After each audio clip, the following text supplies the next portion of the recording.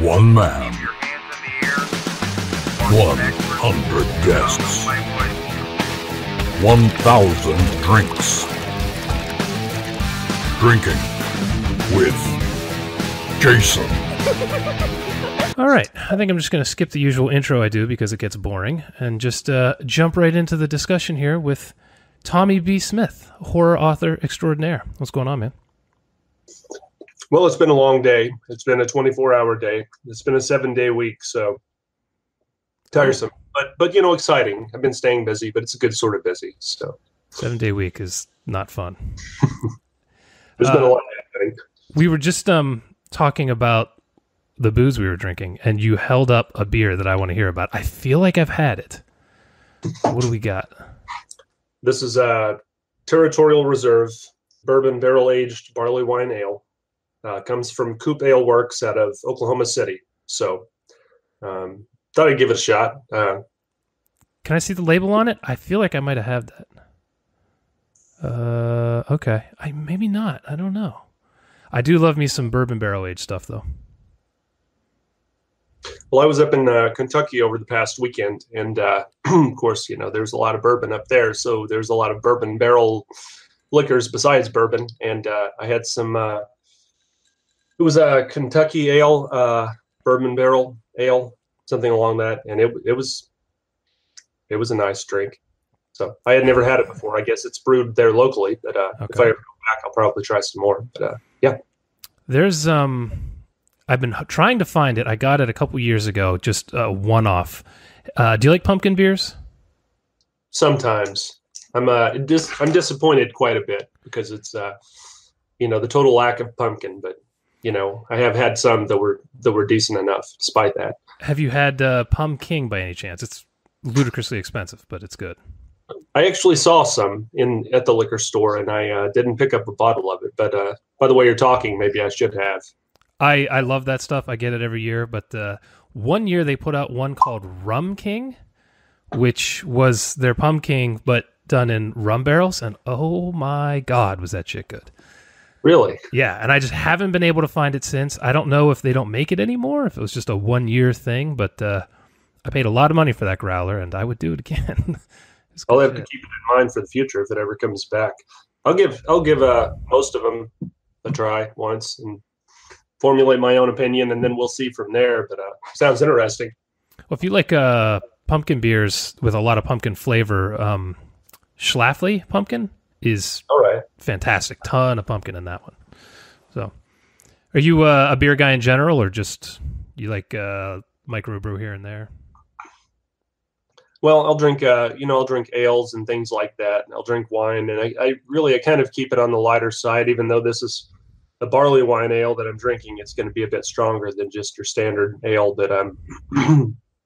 But you know, I don't tend to drink a whole lot of hard liquors. Really so much. I did years ago, and it just wasn't doing a lot of good things for me health-wise. So now I keep it a bit lighter, but yeah, I'll drink ale and wine and things like that, and just you know, sip on my beverage and enjoy it. And so I'm not pounding half a bottle of whiskey or anything like that, or anymore. But. No, that's honestly, that's my problem. I don't buy whiskey too much anymore because I will just sit and crush way too much of it before I even realize how much I drank. And then it just crushes my productivity. Like, it kills me. So that was sort of my experience too. Yeah, I am. I've had to scale it way back because, yeah, it'll be 10 o'clock at night. I'm like, I'll just have one more, and then it's like a gigantic pour. I didn't really, and then the next day's awful. So you have a busy schedule here because you have the book launch and what, you're getting killed at work. What's yeah, I've been doing all different kinds of things, and then yeah, it's been pretty hectic because there's the book launch, and when the book launched, I was actually up in, like I said, I was in Kentucky. I was in Lexington, Kentucky, and that was where they were having Scarefest, which is a horror convention that I've heard about for years and meant to go, and finally did this time. And so, nice. You know, I've done a number of different kinds of conventions, you know, multi-genre and what have you, and when I can do a pure horror convention, it always kind of works to my benefit because that's a lot of what I do is horror. So, and I enjoy just checking out what everyone else is doing and got, you know, you have all kinds of independent filmmakers and a lot of underground work and artwork, and it's an interesting mix of people as well. So, were you signing up there, or did you just go up to hang out? Yeah, I was signing books, and I was actually promoting The Mourner's Cradle, my newest book, but I didn't have any copies of it yet because it was the weekend of release. So I was just basically building the buzz and telling people about it, and I had all of my old stuff to sign, and but it was still a good time. Now, how did that go for you? Because I actually don't really do book signings much, because I just find I spend a lot of time and money and I make very little back. Do you do it because you actually make money, or do you view it as just advertising, more like a promotional expense? It's kind of a combination of both. And this year I've actually been doing more shows, conventions, and things like that than I normally would.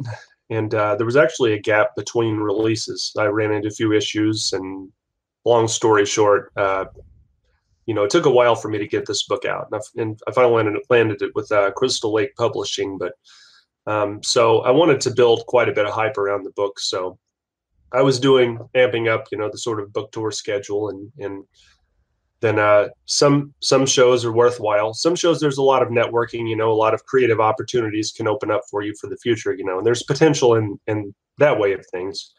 Others, you might sell a whole lot, you might have everyone coming around wanting to buy a book from you, wanting to check it out. And there might be other ones that are just completely dead. And you decide that, well, it probably wasn't worth your while and maybe you shouldn't come back, or they had just there have even been some shows that put on a phenomenal show one year.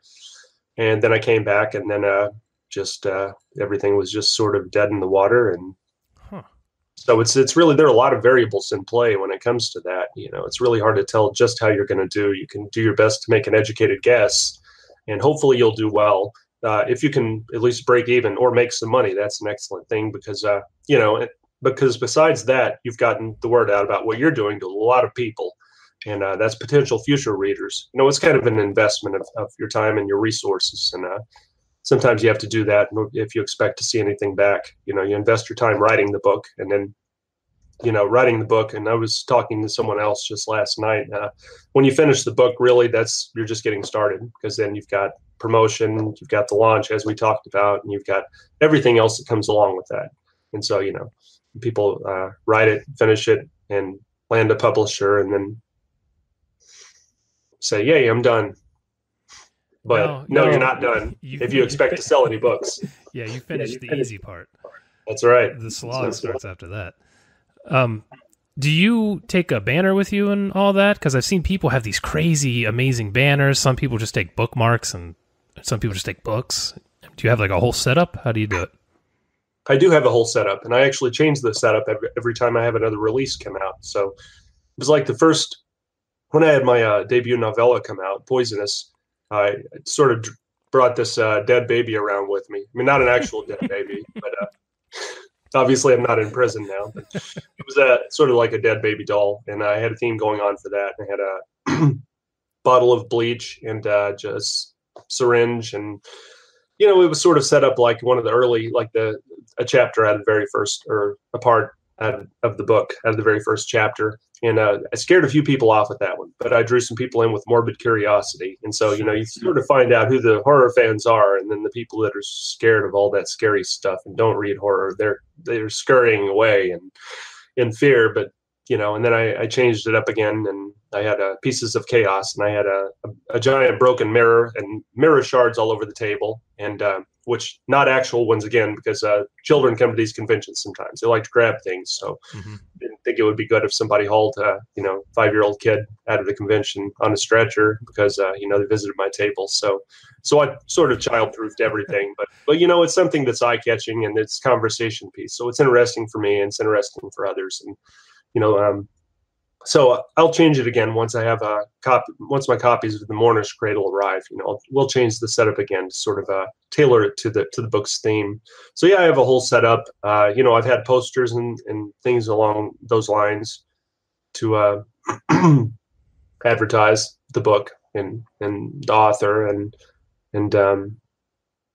I've had so Yeah, basically, I do that. I do a complete theme. That's a great idea. I don't think I've heard of somebody doing that. That's I like that. That's pretty cool. I've enjoyed doing it. It's just another creative angle. And actually, the last one we did, the Pieces of Chaos, that was my short story collection. When that came out, we did the big broken mirror and all that, and the mirror shards, and did the theme around that. And that was a collection of short stories. But my wife helped out a bit with that, getting me that set up, and she'll probably take a more active role with a newer one. She has a lot of ideas, so I'm going to step back and see sort of what she wants to do. And she's creative in her own way, so and she'll come with me to some of the shows and let her get involved and see what she can come up with, because she's got some interesting ideas. Do you do a whole tour around, or do you just kind of piecemeal? I like this one, I'll do that, or how do you do that? A lot of the time I will do. I'll set up. This year I wanted to do a full on book tour. And actually, the book ended up being delayed, which that's fine. But rather than taking the book around with me to do book signings with it, I have all this old material, and I can still bring that, and I build buzz around the book. Have a sign up list and everything like that, and then the book actually has extra material, things like that. So the people that want to receive some extra material, there's some additional artwork and things. There's a special introduction to the book, things like that. And those people who signed up for that, who are interested in what I'm doing, they'll sign up for some of that, and they'll get the announcement about the book's release. And then from there, and there are extras available with the digital copy of the book too. So there's actually, the Mourner's Cradle actually has a theme song. There's the Mourner's Cradle theme with the digital copy of the book, the ebook. You actually get the theme music and artwork, and so there are extras that just come along with that. Do you email that to them? How do they get the? They'll get some of that, the bonus material for the sign-up list. Yeah, there was a mass email that went out. It was the night before it was going to be released, because I was going to be on the road to Scarefest the next morning. But so they all received that, and they can enjoy that. And if they want to check it out, and they were interested back when I met them at all these different conventions and signings and events, and then they can check that out. And then there's also a free short story on Amazon called The Darkness That Swallows Time, which sort of ties in with the Mourner's Cradle. It's set in that same time, features sort of a different character, but and that's completely free. That's a digital download for free on Amazon. So gives people a taste. Now, how do you get a theme song for one of your books? Are you a musician, or did you hire that out?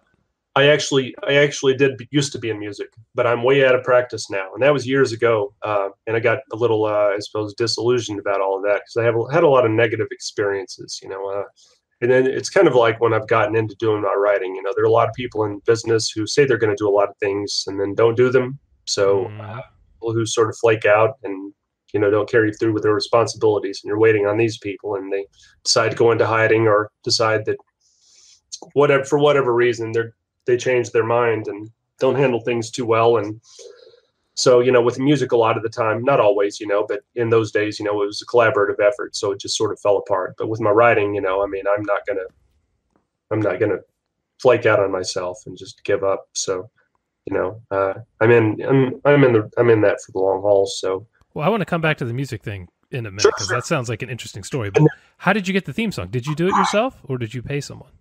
It was, yeah, I did. It was actually, there was a composer, pianist who created the Mourner's Cradle theme, and I communicated back and forth with him to have specifics that should be a part of the song. And so he incorporated all of that. And as for myself, as far as having anything to do with music, I'm way out of practice these days. That was a long time back, but he did a very nice job with it. And his name is Sebastian Gottlieb. He's German. Okay. Someone asked me that just the other day on a different podcast, and I could not recall his name. So apologies if he ever listens to this, and hopefully that makes up for it. But yes, he actually composed the Mourner's Cradle song with information from me, and he I think knocked it out of the park. So I think it's a neat idea. Melancholy sort of tune. That's really cool. I don't think I've heard that before. Do you dabble in video or anything like that? Or have you not got there yet? Well, now that you mention it, I've actually been not a whole lot, but dabbling is about the extent of it. But there's a friend of mine, Will Harrison, who he runs a sort of a pop culture zine out of Oklahoma City, And I do a lot of shows up in Oklahoma City, and they have a nice scene. And so I'll go up there and do book signings and, visit some of the conventions they have up there. Like they used to have Underground Monster Carnival, which was like a big party with horror, steampunk, and all kinds of things. There would be a freak show come out and, just a whole bunch of things all happening at once, and then, SoonerCon is kind of a pop culture convention that's, there's science fiction, fantasy, and different things, but it's been running for a long time, for many years. And, so there are events like that, and we get to know each other. And that's where I met Will. And, so he runs the OKC Edge, which covers a lot of those events in the area, and then music as well, concerts and things. And so we got together on this little project. So I've been actually creating sort of a video diary of my book tour, going along and capturing things about me, things about my experiences with others along the book trail. And he's been there with me at some of these shows, and then some of them are a lot farther. Some of the shows, like up in Kentucky, are a lot farther away, so he can't be there. But I just bring along my own little video camera, and capture what I can. And I never really see too many people do that. Just follow their book, follow their book tour, and Sure. just make a video diary out of it. But that's what I've been doing. So I thought, since I was doing more shows this time, it'd be a good opportunity to do something like that and just see what happens from it. So No, that's I think video is underutilized in the book market right now, book marketing field right now. I'm trying to put together some book trailers for I actually think book trailers suck. I mean, if you go on YouTube and look at them, they're just so bad. Now, here's a cover of my book and someone reading over it. It's like, who gives a shit? I actually, and just for a minute, I actually tried to get away from that. I actually do have a book trailer for my for my debut novella, Poisonous, where I tried to get away from that. So if you ever have a chance, you can look at that and see what you think about that. But yeah, I know exactly what you're talking about. I've seen a lot of those, and I've done it myself. So like, I'm shitting on myself too. Well, So, live and learn. Yeah. I mean, you do stuff and you realize it sucks and then you don't do it again. Right. So I'm trying to shoot with actors, like kind of from my book and things, and trying to do an interesting, almost movie-like trailer for the book. It could come out a complete turd and suck, but I don't know. YouTube is so huge right now, and Facebook video and Instagram, what's it called now, IGTV or whatever. There's just such a market there, and I don't feel like authors really tap into it. So I'm going to give it a shot. It's probably not going to work, but I want to try it. Well, yeah, you'll never know until you try. At least you're willing to give it a shot. Motivated enough to try. I mean, there are a lot of people. Talk to a lot of other authors, and there are a lot of people who are, I guess, shy about getting out, promoting their works, and being really active in the promotion. Almost like authors are introverts. Weird. Almost as if they were. Exactly. But I think that's something that if you can overcome that, that can be. And I'm not an extrovert, but I'm not shy, but I'm not an extrovert. So Sure. I'm somewhere in that odd field that it's not a problem for me to overcome that and to get out and to interact with people, but I just be myself. Say if I'm doing a book signing or an event or something like that, it's just me turned up to an 8 or a 9 rather than just me on a 4 or 5, like Just normal. trying to get some attention. More energy, but I'm still just being myself and getting out and telling people what I'm about and talking to people. So, Sure. but yeah, you have to be willing to, sometimes to compromise, and to take those risks, and not worry about rejection or whether people are going to frown upon or piss upon anything you've done. Oh. I mean, I've got stories about that. And some people are in the wrong field if you can't take criticism. right. This is not the business for you. I just was talking to an author a couple weeks ago. They were basically complaining about why their book doesn't sell. It's like, do you want me to tell you what I honestly think? And of course they always say yes, which means no. And I'm like, I wouldn't read your book for free because that cover is so poor. Like, I'm afraid that would mean your book is poor because you don't care about the cover. And they just didn't want to hear that. No, there's just nothing I can do. This book just won't sell. And it's like, what? You spend 6 months or however long you spent writing this book, and you won't pay someone to make you a cover. Like, what? You've got to put something, or some people can make their own covers, but to be honest, most people can't, myself included.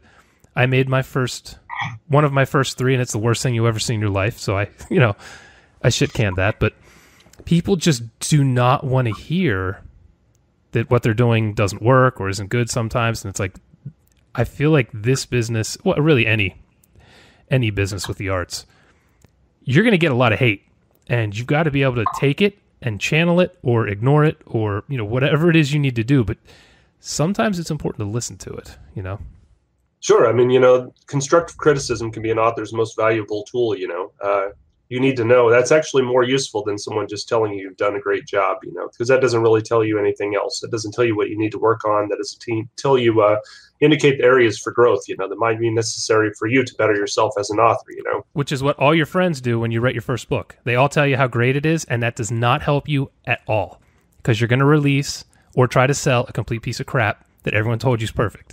That doesn't help you, Right. And and if you want to be successful, it really isn't about ego. So people should just get over their egos and work on creating the best possible story, whether it be a story or a piece of music or just crafting something authentic, from themselves, when push ego aside and do the best they can, constructive criticism is important.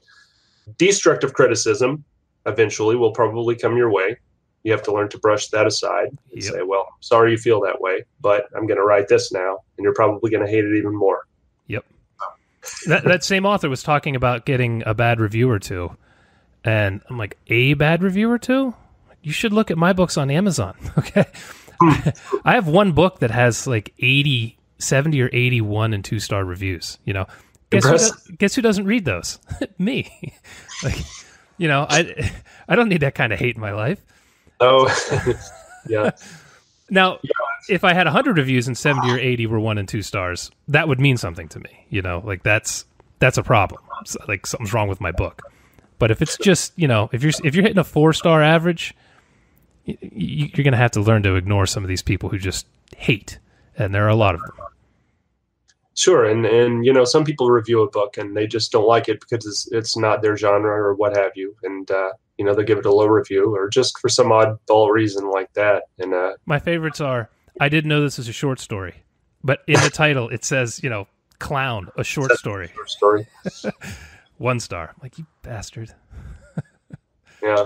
I read this book expecting it to be horror, but this is actually more a fantasy book. And if it had been a horror book, I would have given it a higher review. But since it's fantasy, well, 2 stars maybe 1 star if they, they're feeling generous with their hate. So I love the ones that say, I did not read this book, 1 star. What the hell, Amazon? You're just going to let that sit up there? Come on. Yeah, I mean, if I read 1 page of a book and I can't get past the first page, it's probably not a well-written book. There's probably something that has annoyed me quite a bit for me to stop reading that early on. But I probably wouldn't bother to review the book in the first place if I hadn't read the whole book. I would say, you know what, I just wouldn't spend my time on it at all. I would just go on and read something else. So yeah, definitely. So tell me about this music thing you were doing back in the day. What did you play? Well, I played the keyboard. I was actually the vocalist of a band and a project that we called Bleed at the time.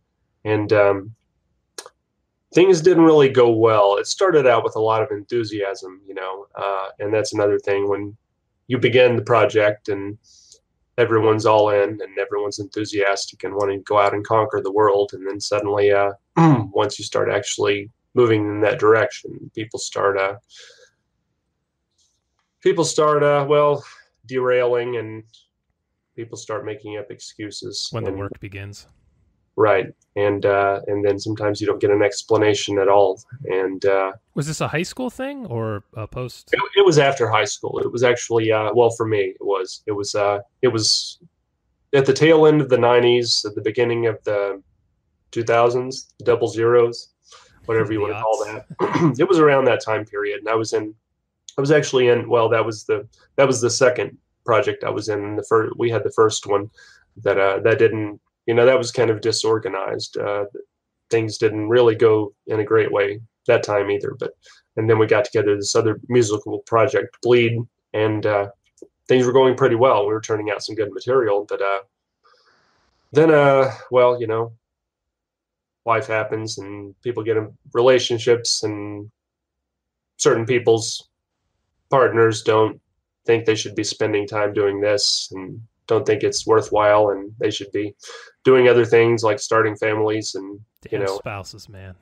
yeah. So, and all that. So, it ended up falling apart, and then there were some things I did to try to salvage that, but despite my efforts, it didn't. Like, at the time, we didn't have all of this, the recording, everyone's recording in their own home studio and such now, and putting Sure. things out online, and things were still in that transitional phase with the digital revolution kicking in. But, we had a, multi-track recorder and such, that I went out and purchased, and some things happened that some people had some problems, and I helped to fix those problems so that we could return to the project. And, but despite what I tried to do to make it work, it was a collaborative effort, so it can't just be me. So it didn't work out, and it ended badly, really. But so that's why I don't talk about it a whole lot. But it's the creative aspect. That's what I appreciate the most, rather than any of the rest of it. So this experience so sullied music for you that you just jumped ship altogether from wanting to produce or whatever? Well, I just sort of I got out of that, really. I still appreciate music quite a bit. I enjoy live music and go to shows and things like that, and it's still interesting to talk to people. But I really didn't. I kind of just ceased my involvement in all of that, and I actually returned to my writing sometime after that, and that's something that I've done even longer than any of that, and that seems to have worked out well so far. So I've been staying at that, and you haven't started done much writing in high school, or I've been writing my entire life recreationally, but then I became an active author. It was around it was around 2005 that I started writing. I've written on and off throughout my whole life, but it was something that I let a lot of people discourage me from at one point. At one point, I used to listen to other people's advice and, think maybe because maybe somebody, knew what they were talking about. Maybe I didn't, but apparently that wasn't the case. So I came back to my writing later on, and approached it again, decided, well, my chances for success are zero if I don't at least have some faith in my own work. And I don't have that willingness to push ahead and to do what I need to do, to hone my craft and to better myself as an author, to do whatever it takes, to write the stories and put them out there, regardless of what might happen, and to actually just get out and do the work, put in the work, write the stories and send the stories out. I actually started with short stories. So, but at that point in my life, it was kind of a transitional period. So I said, well, I'm not getting any younger, certainly not now. So I said, if I'm going to actually do it, then I should go ahead and, get to it. And how old were you when you went back into writing, when you actually decided to give it a big go? I think it was, I guess, well, when I moved out here, it was to where I live now. It was 2005. And when I had and that was when I started writing short stories and things like that. And then I had my first short story or batch of short stories. I think I was about 30 at that time. Okay. So, yeah, I started writing at 30. I actually didn't write in high school or any time. I never wrote fiction at all until I was 30 years old. So I got such a late start, and I'm so envious of everybody who started writing in high school. Right. I could have a whole lot of things out if I had started earlier. Yeah, just the experience of writing. Yeah, it's such a huge thing. Because I even look at how much my writing has changed over a couple of years, and it's huge. I can't imagine over 2 decades, Oh, sure. I could have burned out. Who the hell knows? It's probably better this way. Well, it would have been a different journey. So. Yeah, I just like my journey now because I sit at home and do nothing. So the way this journey's going, I'm okay with. Oh, that works. I did want to ask, you said about how busy you've been. Do you work? I'm assuming you work another job. Do you full-time? Do you do 2 jobs? I'm always curious what people do to be able to write. Well, I've been a machinist for years. And so I do that, and that's on the other end of the spectrum from the writing. That's more numbers and measurements, and you have programs and things like that. And it's just you're using a different part of your brain than the Sure. the imaginative part. It's basically so there's a lot of that, and it's sometimes can be quite demanding on your time, and they're just the day-to-day responsibilities, and all of that, just the basic things. We all have yard work that needs to be done. We have families, some of us do, and just all sorts of basic. But yeah, I stay busy all the time, and then what with the book launch and all of that, and going on, and trying to stay busy as an author. It's almost like having 3 jobs at times, and so you really don't have a whole lot of. There is no spare time. There's just squeeze whatever you can into the time you have, and That's what I was going to ask. When do you get 3 hours time of to write? sleep and try to get up and do it again? Do you write? Do you try to write before you go to work, or after, or before you go to bed? When do you sneak it in? I try to after. After, okay. Yeah. You don't feel too fatigued afterwards? I found a lot of authors, if they don't write before they go to work, they just don't write. Like they get home and they're like, "To hell with it." So it's interesting to hear you do it after. Yeah, before I did it but before I was going in at night, and so I was doing it before then, and so I knew I would be up all night long, so I would be drinking coffee, and I would go ahead and try to get what writing I could done before then, and now the situation is that I've been having to get up early in the morning and to go in and take care of whatever, and so it's when I get back that I'm having to do my writing. So I'm just kind of having to adjust my schedule however I can, depending on what hours. And so these days it's after. But. Sure. And then you have to squeeze in horrible, annoying podcasts every now and then to try to advertise. Well, I knew what I was getting myself into. It's there's been a lot of promotion. There's been a lot of, but it can be interesting to go out and do a lot of that as well. Like I said, doing the horror conventions and doing different podcasts. You catch a lot of different perspectives, and you can actually learn a lot from that experience as well. As long as you're willing to pay attention. You won't learn anything from this, but how did you get to Crystal Lake? I'm curious, what your journey is there. You said you had some shorts. Did you sell those? Do you self-publish too? Do you just go exclusively through publishers?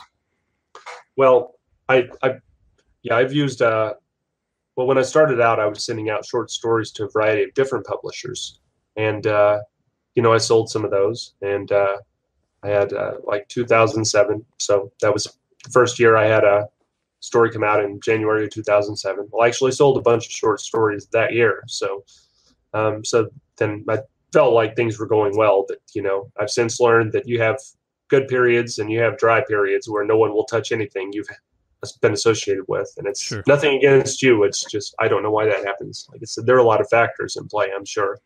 But then Crystal Lake Publishing, that was my first encounter with Crystal Lake Publishing was, well, I checked, of course, I'd read some of their books. I was actually a reader of theirs, because I'm always checking out what's new in the horror industry and what's coming off the bookshelves, horror films and books and what have you. And Crystal Lake Publishing is one of the top publishers in the independent world as far as you're looking at horror, dark fiction, something like that. They've achieved quite a reputation for themselves. And so, I'd read some of their books and found that I was enjoying pretty much everything I was reading from Crystal Lake Publishing. And I submitted for one of their anthologies originally. It was the Tales from the Lake series. Mm-hmm. There have been a few volumes now. That's actually a few is turning into several because there's another one that's going to open up here at some point. But I had a story I had a story accepted for Crystal Lake Publishing's Tales from the Lake Volume 3, and that story was Chemical Oasis. So that was the first time I'd been published by Crystal Lake Publishing. So but it was a pleasure to be in that series. It's got a lot of very talented and prolific authors, and so then it was sometime after that I pitched the Mourner's Cradle to them and managed to sell them the Mourner's Cradle, and so and it was a while before it came out, but they've been doing things the right way, and there are a lot of I've gotten a lot of good feedback about the artwork. And even there have been a lot of good reviews coming out about the book, because as we were talking before, when you put something out there, when you craft something from a part of yourself and release it to the public, well, you don't really know how people are going to react until you just sit back and watch the fireworks or whatever it is. And but the reviews have actually been good, so I've been pleased to see that. So yeah, so that was kind of my journey with Crystal Lake Publishing, and hopefully that'll continue on into the future, you know. And so far the book's been well received. It's still new, so we'll see what happens. Yeah, I'm looking at the artwork now. It wasn't on your Amazon page, so I didn't see it until I just searched for the Mourner's Cradle. That's some cool artwork. Oh, thanks. I love the vignette around it too, almost like it's weathered. That's nice. Oh yeah, that's Ben Baldwin was the artist on that. But I was very happy with the artwork, and a lot of other people have really enjoyed that as well. And yeah, that's cool. So, did you what's the process with submitting to them? Because I feel like the process to get to a publisher has changed so much. Did you just email them your book? Did you, like I know some people still use agents to reach small publishers, and some people just don't even bother. Right.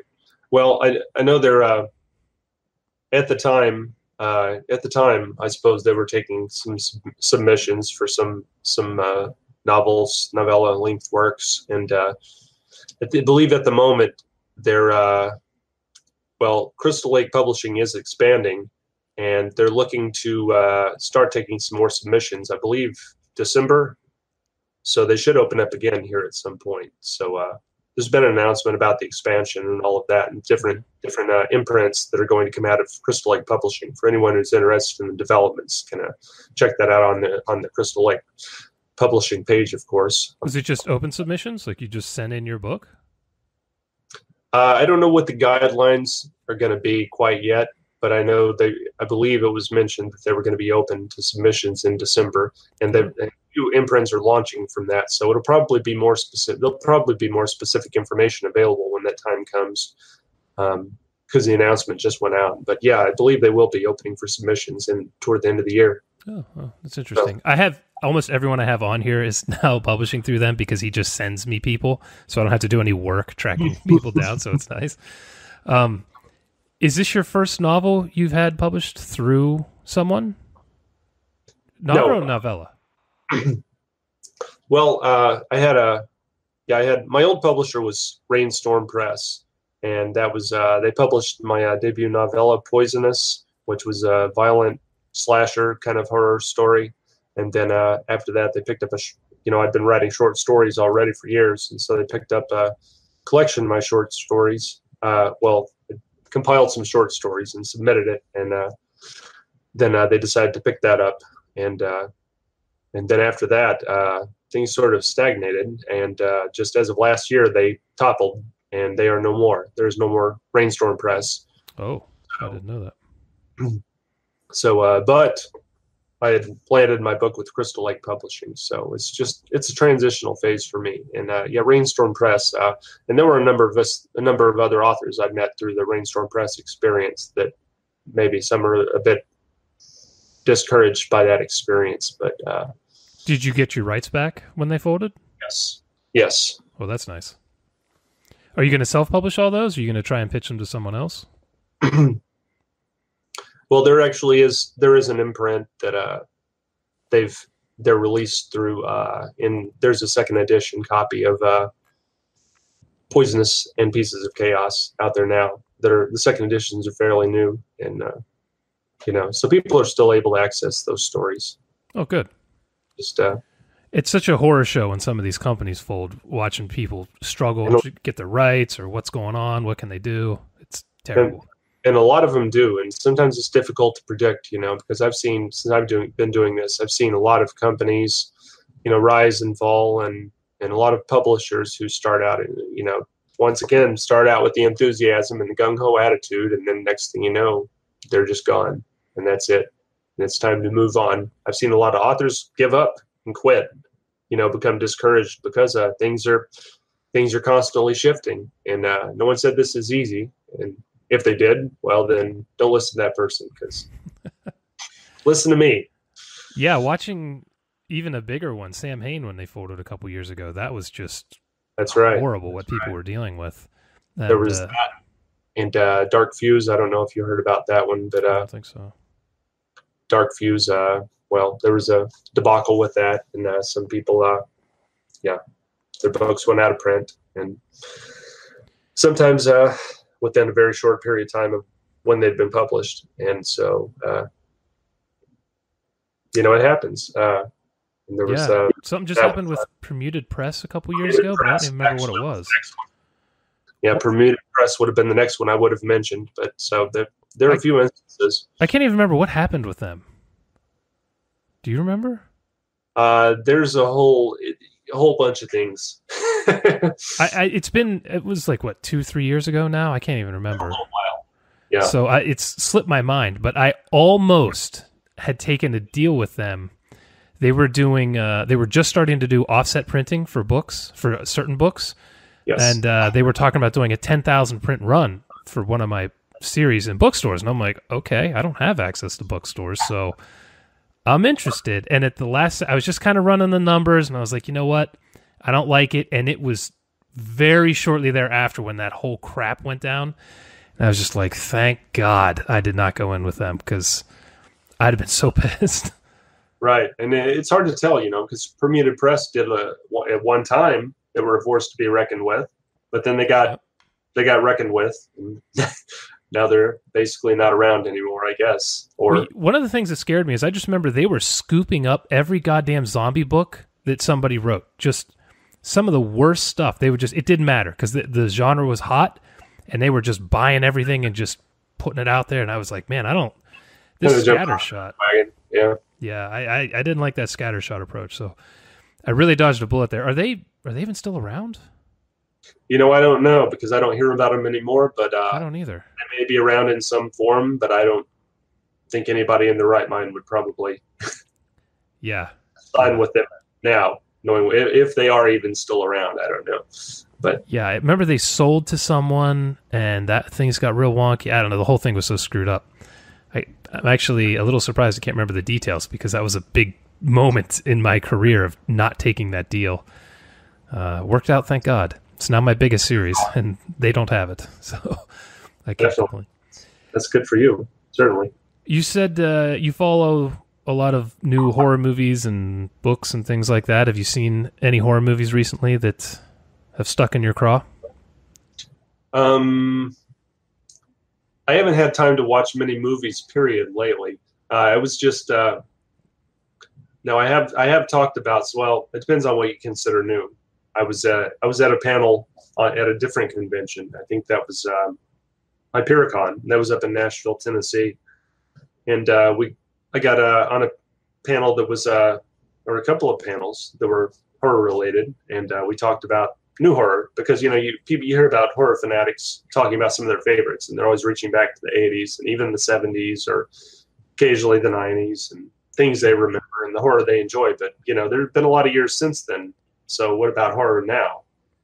So we're trying to decide what new horror was. Is it post 2000, or trying to decide some of the newer horror movies that we've actually enjoyed, that aren't just basically rehashed, recycled caricatures. It's depressing that 2000 is now new horror. That was 18 years ago.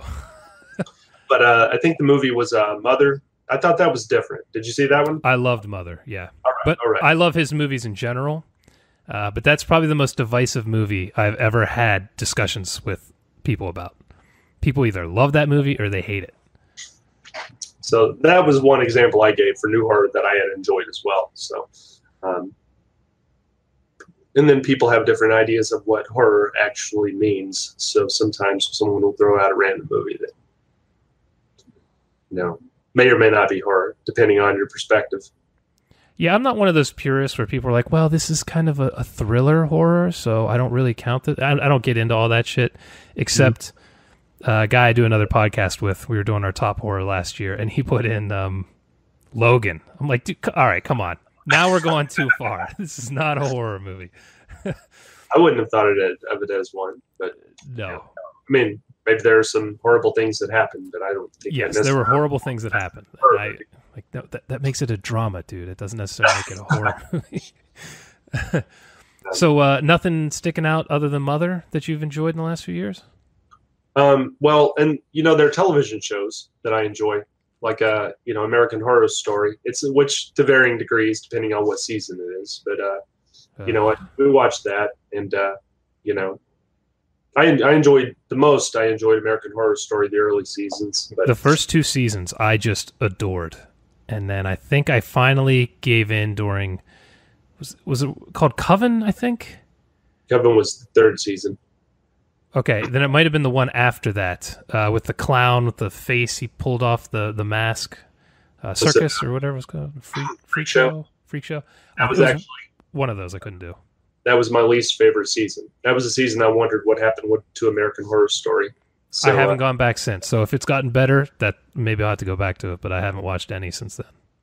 I enjoyed most of Hotel. I enjoyed the first about half of Hotel, and then not as much the second half. And then they did American Horror Story Cult last year, which was pretty decent, but it played off of all of the political climate at that time, here a couple of years ago. And then now the new one is Apocalypse, which we've only seen one episode of. So we still watch it. We still give it a chance, but I still don't think any of them so far compared to the first seasons they released. And then I feel like they lose steam a couple episodes into each season. Like the first 2 or 3, I'm into it, I'm liking it, and then they just lose me. So I just couldn't do it anymore. Yeah, sometimes it gets a little convoluted. A little. Like Freak Show, very much so. What was the one who showed up, like Anne Frank or something? I can't remember anymore. It got so crazy. I'm like, what is this?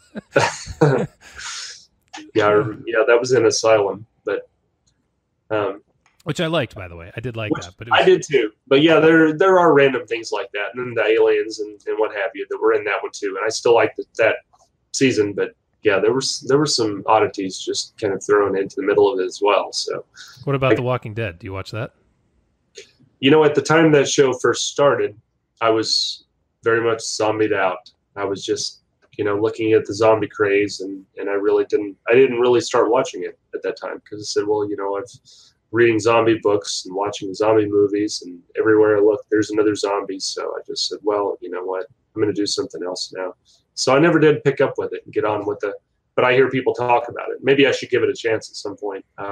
People tell me, there's a lot of emphasis around the characters and the situations and what have you, besides just people blowing up zombies and whatever, like your run-of-the-mill, zombie flick or whatever. But so, maybe the first 2 seasons are some of the best television I've ever seen, and then it just descended down to I quit. I don't think it was last season, or it might have been the season before, just mid-season. I was just like, I'm done. This is so terrible. I just can't believe I've been watching this for so long. It just got so bad. I have heard a few people say that, but yeah. But the first ones that Frank Darabont did are just phenomenal. That guy is a master filmmaker, and he did, I don't know how many episodes, 10, 16 episodes of that before he was fired or quit or whatever, and they're great. Yeah, I'll probably have to give it a look at some point. Just stop after 2 seasons. You're good. Duly noted. Just pretend it ended. Have you seen Channel Zero? It's one I've gotten into this past year that's really good. I haven't yet, actually. Have you heard of it? The little sci-fi channel series? I have heard of it, but that's about the extent of it. I've just heard of it. Each season is, I think, maybe 6 episodes, and each one is based on a different famous creepypasta. And, no, really? Yeah, right. And they're just great. The first season is probably the weakest season, and it's still good. But the last 2, I think they're coming out with season 4 soon. They're very micro budget, but outstanding, just truly outstanding stuff. Yeah, I'm always willing to give something new a shot. I'll give it as far as television shows go. I'll give it a few episodes. Sometimes they takes a few steps to find their stride. And sometimes they never find their stride. I'll quit after a certain point. But I always try to do at least 2 episodes because I know the pilot, the actors don't really know their characters. The writing might be a little rough. They were just trying to sell the show, so I always at least try to get past the pilot.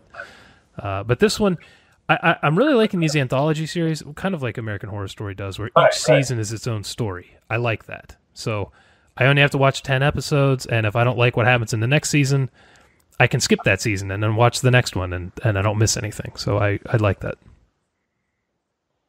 Yeah, that keeps it fresh for everyone, I think. So yeah, it's not a bad thing by any stretch. So have you seen Black Mirror on Netflix? I have seen some of it. That is one depressing show, man. For me, it sort of varies. My view on that sort of varies depending on the episode. It's received a lot of praise. I've seen a lot of people on social media really seem to love it quite a bit. But I've seen episodes of it that I just really didn't connect with, or I even got bored with. But I've seen some that were pretty good. So, it's just it's more of I suppose a technological based horror or weird stories. I guess it's kind of a new way of doing things. So yeah, I don't know who comes up with those ideas, but I would be surprised if they're not a Luddite, the way they hammer on technology.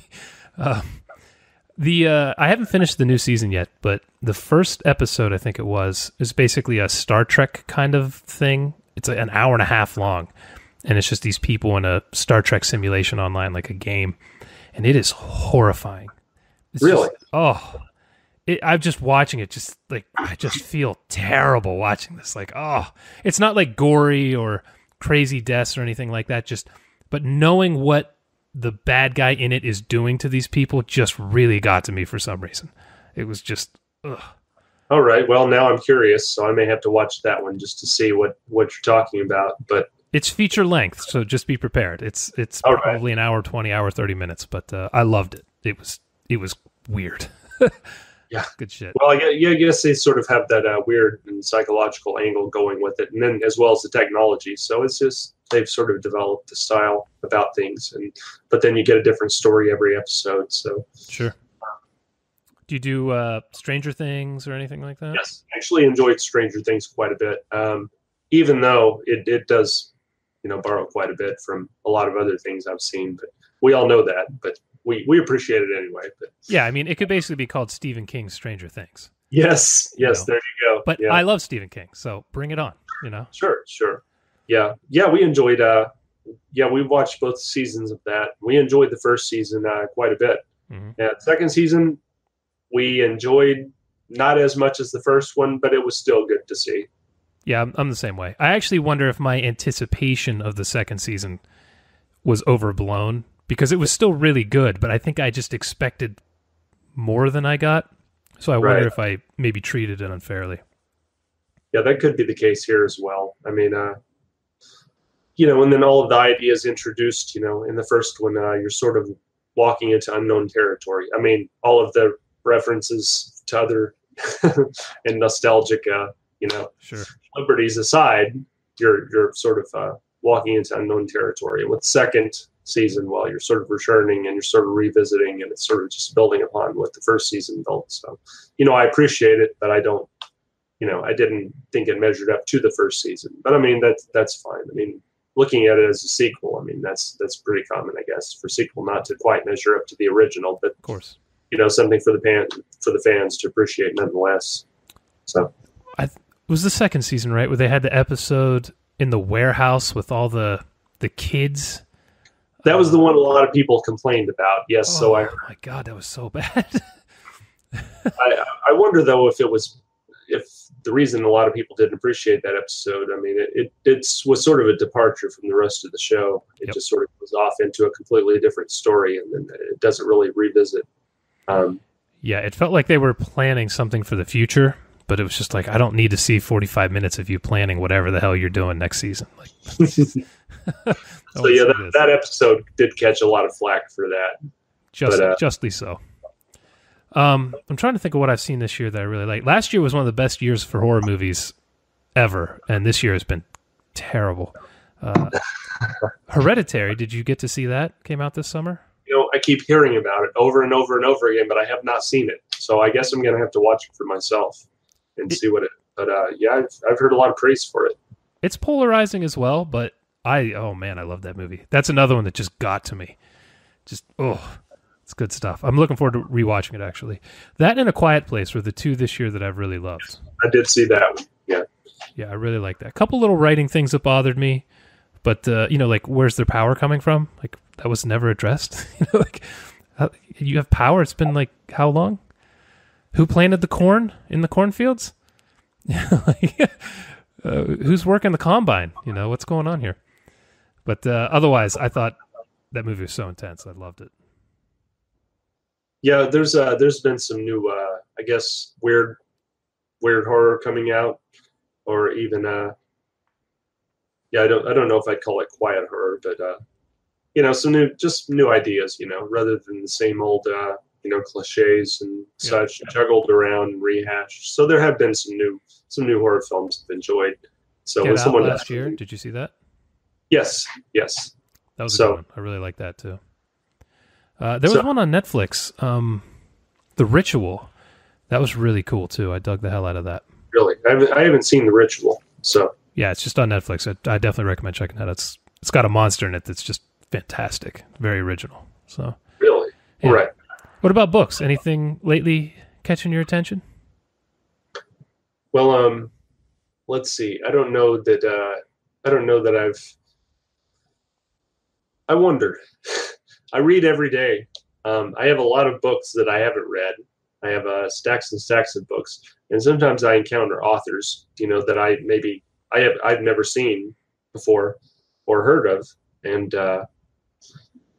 sometimes I'll check out their works and see if it's anything worth reading, worth considering future works by the author, and then of course being plugged into creative communities, and the horror community, I'll see buzz around a certain release or what have you, and I'll check it out just to see what all the commotion is about, Sometimes maybe I feel it's overhyped a bit, but sometimes maybe it's it's deserved. So there Crystal Lake Publishing, speaking of them, they've been releasing some nice books lately, and I might actually have to look at my I still read regular paper books like we did back in the old days, but then I also have a Kindle Paperwhite that my wife got for me that sometimes if I'm in a dark place and I want to read something, then I still can, thanks to Kindle Paperwhite. So, which do you prefer? The Kindle Paperwhite is easier on my eyes, I suppose. Okay.